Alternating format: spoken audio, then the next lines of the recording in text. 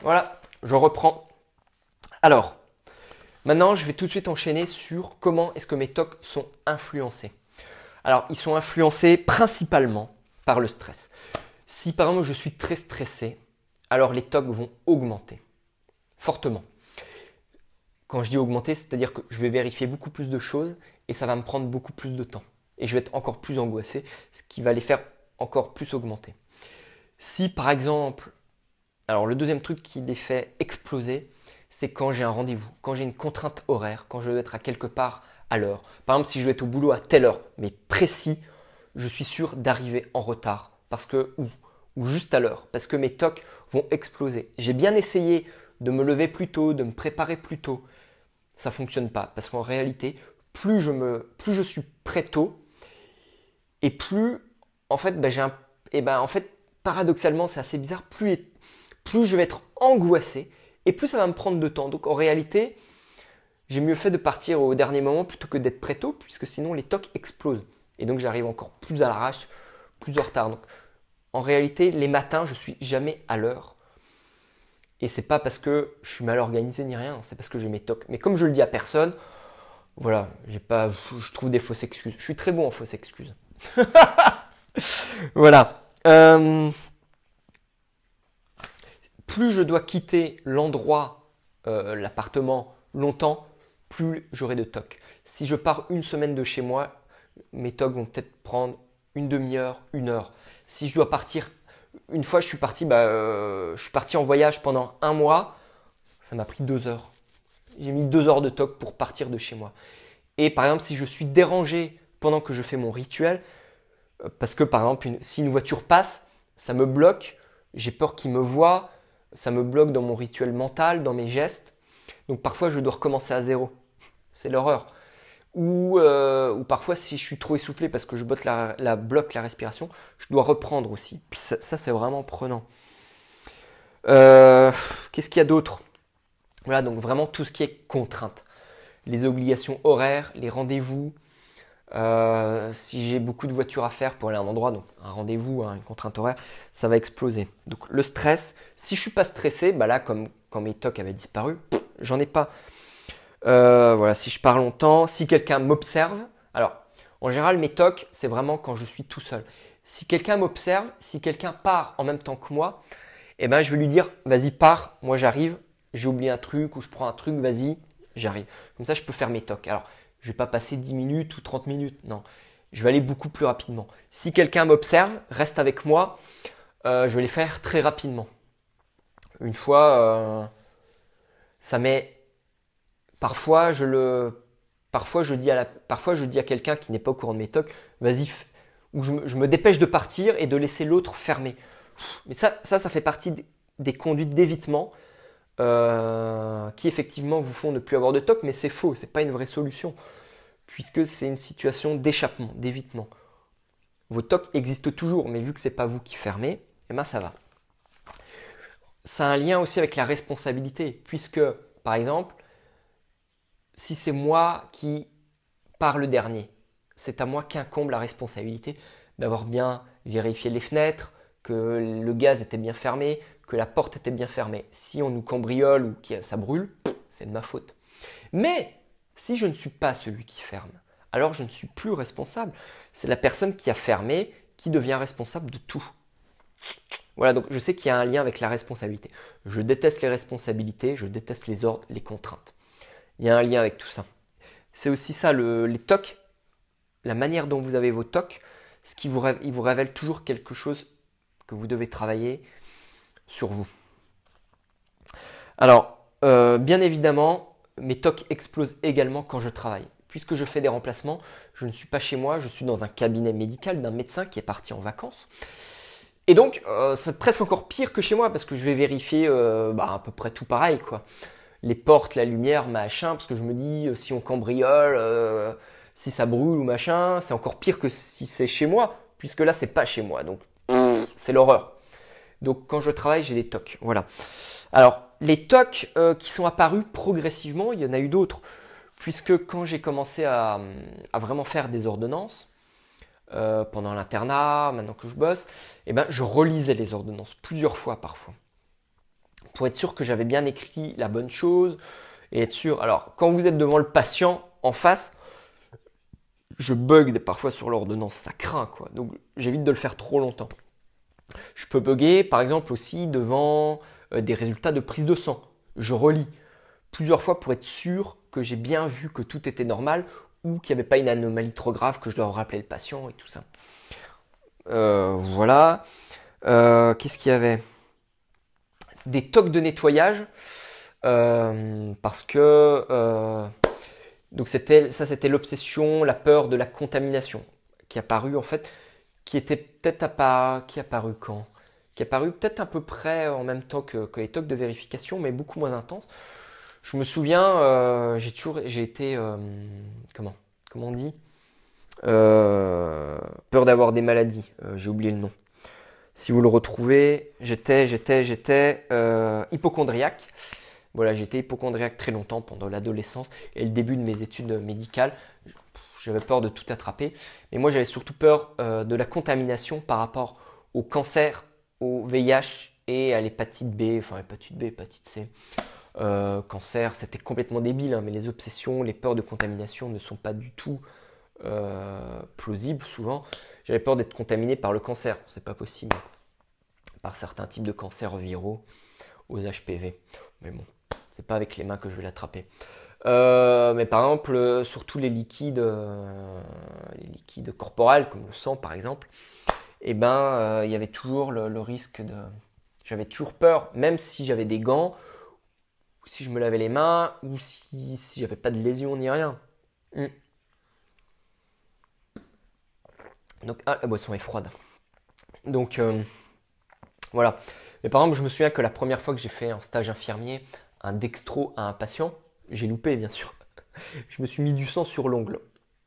Et j'ai eu peur d'être contaminé, mais j'ai pensé longtemps. J'avais été vérifié dans le dossier s'il n'y avait pas de problème de santé, tout ça, alors que sur l'ongle, voilà, il n'y avait rien.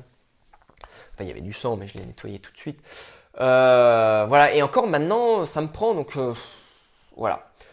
Il y avait aussi, par exemple, en voiture, quand je doublais un cycliste, et ben après, je pouvais regarder dans le rétroviseur si je l'avais pas tapé. Si je l'avais tapé, je l'aurais su, hein, je m'en serais aperçu.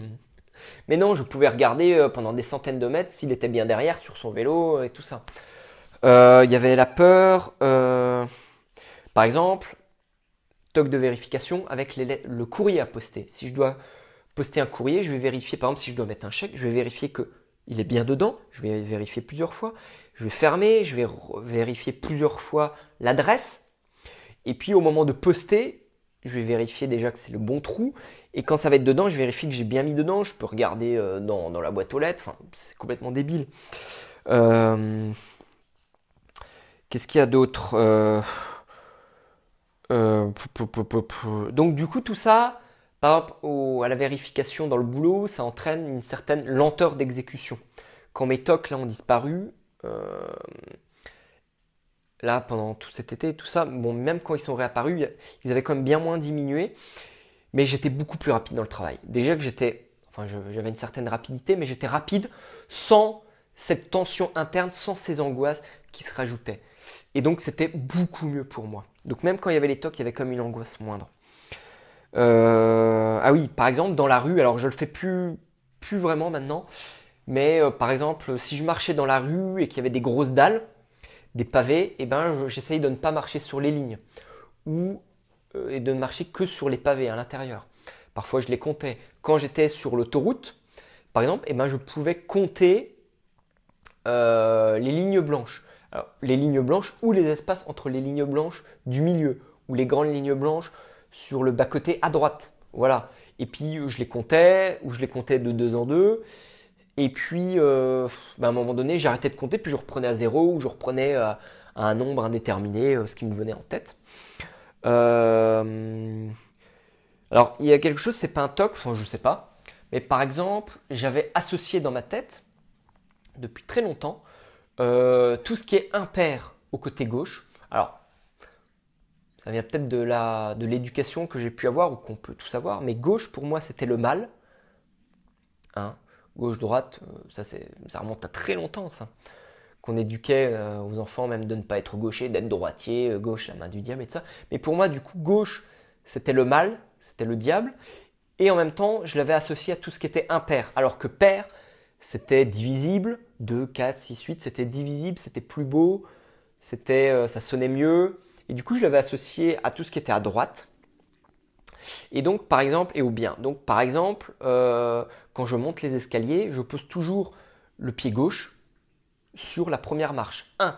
Ou si je le pose sur la marche numéro 2, et ben en fait, je ne vais pas compter 1, je vais compter 2. Bon, il y a quelques exceptions.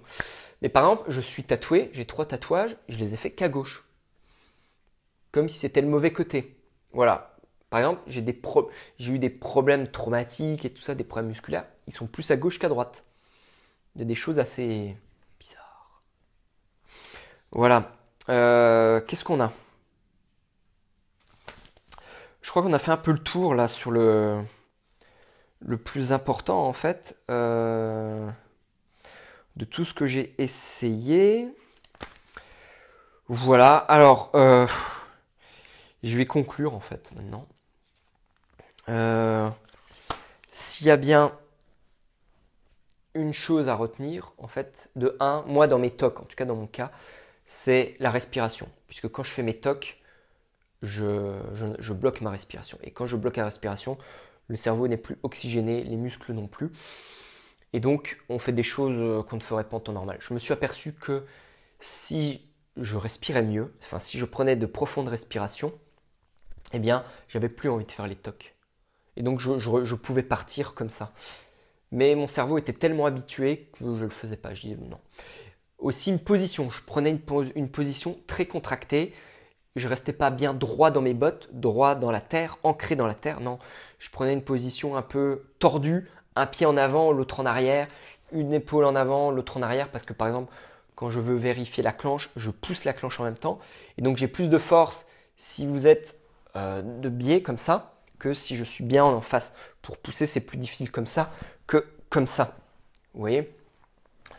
Donc là, c'est une histoire d'ancrage dans la terre. Je sais que j'ai un problème d'ancrage.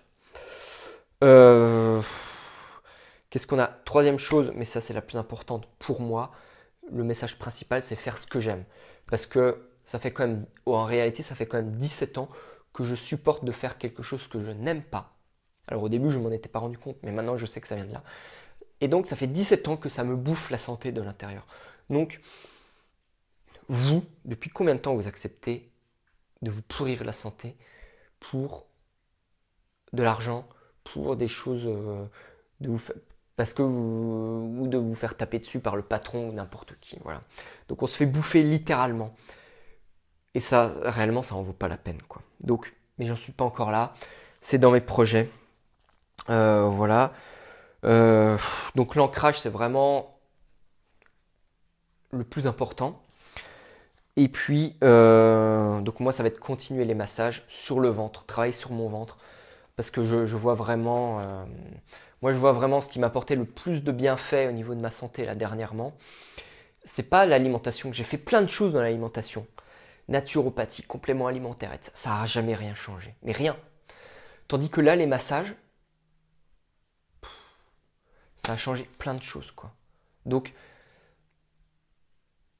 j'ai aussi fait plein de choses au niveau du mental, des méthodes, des techniques, etc. où j'ai travaillé sur le mental. Et ça n'a rien changé, ou quasiment pas. Par contre, ce qui m'a apporté le plus de bienfaits, c'est de travailler sur mon corps. Le sport, les massages, les automassages, le qigong, les choses comme ça. Voilà. Je crois que j'ai fait le tour. Ce que je vous propose, c'est en commentaire. Si vous avez des tocs, et principalement si vous avez des questions, vous pouvez me les poser. Peut-être que je ferai une FAQ après, on verra, ou un complément. Parce qu'il y a peut-être des choses auxquelles j'ai pas pensé à vous dire, ou peut-être même qu'il y a des questions que j'ai pas posées que j'ai pas pensé. Il y a des questions que j'ai pas pensé à me poser. Peut-être. Et puis dites-moi si vous avez TOC et surtout aussi si vous avez réussi à les faire disparaître et comment. Ça m'intéresse. Voilà. On se retrouve bientôt. Ciao.